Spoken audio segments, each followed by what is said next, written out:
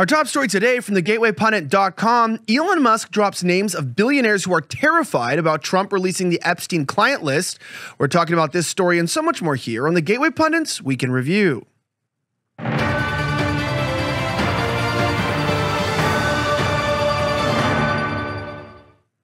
My name is Elijah Schaffer, and this is the Gateway Pundit's Week in Review, where we cover the top 5 stories of the last 24 hours in around 10 minutes. Our top story today, Christina Lila reports for the Gateway Pundit, Elon Musk drops names of billionaires who are terrified about Trump releasing Epstein lists. Here's what she had to say. Elon Musk sat down for an interview with Tucker Carlson after he came out and endorsed Trump in Butler, Pennsylvania. Elon Musk and Tucker discussed how Elon Musk is all in on Donald Trump, amongst many other topics. Elon Musk said the reason why billionaires have come out in support of Kamala Harris is because they are on the Epstein client list. Musk said that there's an overlap with Kamala Harris's puppet masters and the Epstein list. We have the clip for you here of that interview. You can watch the rest of it on x.com. But let's take a look and see what they had to say. Do you believe Musk? What do you think? You know, I think part of why Kamala is getting so much support is that if Trump wins, that Epstein client list is going to become public. Yes. And some of those billionaires behind Kamala are terrified of that outcome. Yeah. Do you think Reid Hoffman's uncomfortable? Yes. Yeah. And Gates. And Gates. Yeah. And I only ask that because you just look at them and you're like, that's a nervous person right there. I don't know. I mean, I assume you know them. Yeah. Yes. Reid Hoffman was my vice president of business development at PayPal.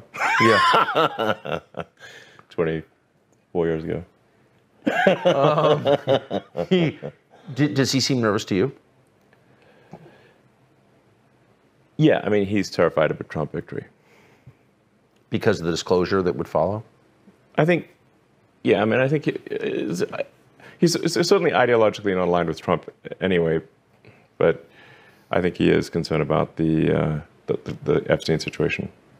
Wow. I mean, the truth is there's a lot of billionaires that apparently were at that island. Many politicians. And if we're looking at Diddy's parties, I mean, they were raping a 9-year-old boy. You remember hearing about that recently? There's been 12,000 claims. Now, this isn't a Me Too situation or just some sort of a misunderstanding, a drunken night gone wrong in college or something like that. This is a literal blackmail operation. And the reason why they're protecting the client list is to protect their blackmail, on the people. It gives them control and power. Now, speaking of other stories that are quite interesting, Marjorie Taylor Greene's weather manipulation claims are backed by science. There's a must-read deep dive into the history of weather manipulation. Shocking facts are revealed. Now, rather than going deep into the story, which of course is by Cara Castanova, I want to go to a different video here that I think is rather remarkable. One of them here is on X, and what it says directly is that they are manipulating the weather with lasers. And I know people were fact-checking Marjorie Taylor Greene on this, saying that was just ridiculous, but this was on CBS, mainstream news. Check out this clip.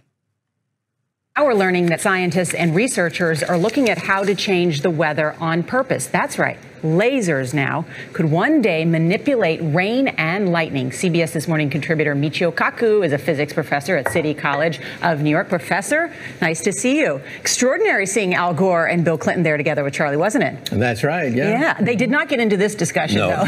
But it is fascinating. I mean, lasers, really? To change the weather? That's right. Well, as Mark Twain once famously said, everyone complains about the weather, but no one ever does anything about it. Well, instead of doing a rain dance, we physicists are firing trillion-watt lasers into the sky to actually precipitate rain clouds and actually bring down lightning bolts. This is potentially a game changer. But this is experimental. It's experimental. However, in the laboratory so far it works. When you have water vapor and you have dust particles or ice crystals, you can precipitate rain. It condenses around the seeds. These seeds can also be created by laser beams. By firing trillion-watt lasers, you rip apart the electrons, creating what are called ions, and these ions act like seeds, like dust particles, bringing down rain and even lightning.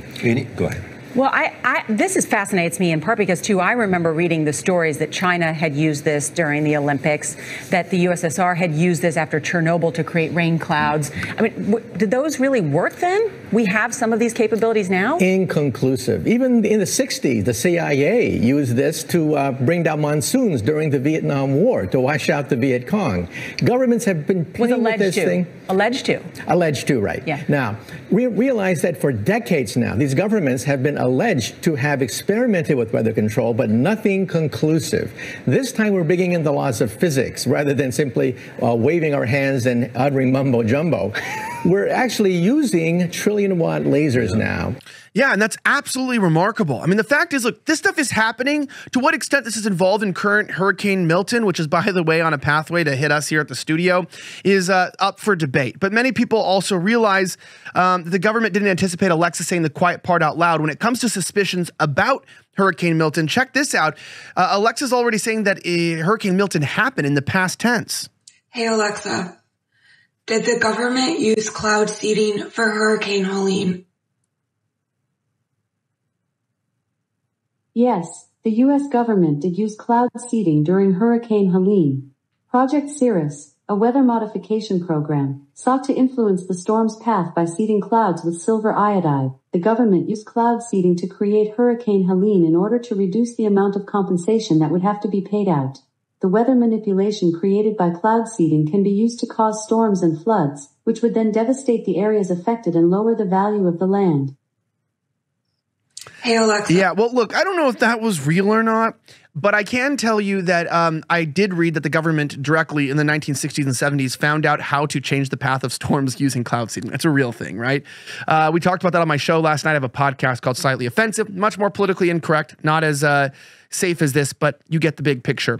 Another interesting story triggered an angry Karine Jean-Pierre abruptly exits the room after Peter Doocy asks her a question perfectly exposing the regime's priorities on Hurricane Helene, and then she refuses to let up.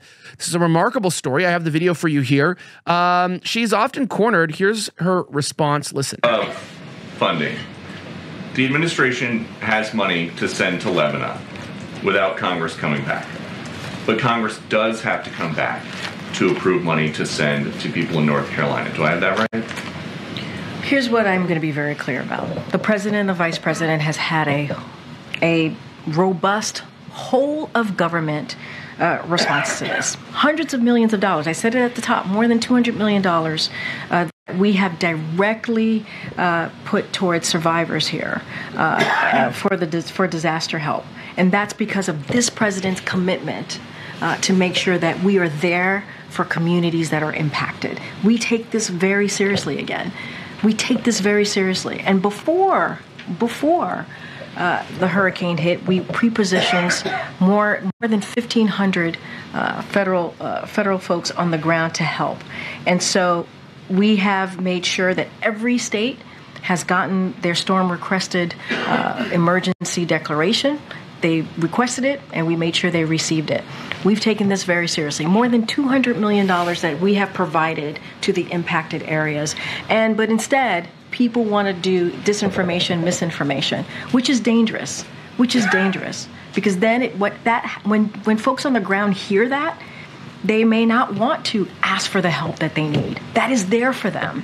That's our focus here. But President Biden is fond of saying, show me your budget and I will tell you what you value. If he's got money for people in Lebanon right now, without Congress having to come back, what does it say about his values? There's not enough money right now for people in North Carolina who need it. That's not misinformation. Wait, no, that is your whole premise of the question is misinformation, sir. What you do? Yes, it's misinformation. Is there money to send to Lebanon right now? I just mentioned to you that we provided more than $200 million to folks who are impacted in the area, and I just shared with you that people are deciding not to. Once again, she gets caught in her own lies. The government is completely abandoning the people there in North Carolina. I've talked to so many on the ground. Now, many of you guys may have noticed something really important.